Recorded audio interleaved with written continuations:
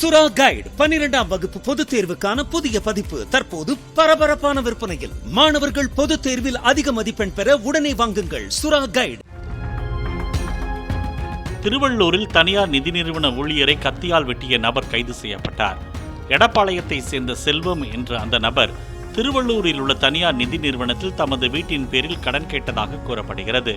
அவரது வீட்டை பார்வையிட சென்ற நிதி நிறுவன ஊழியர் அஜித்குமார் தங்கள் வங்கியின் விதிமுறைப்படி ஆண்கள் மீது கடன் தர முடியாது என்றும் செல்வத்தின் மனைவி பெயரில் வேண்டுமானால் கடன் வழங்கலாம் என்றும் கூறியதாக தெரிகிறது.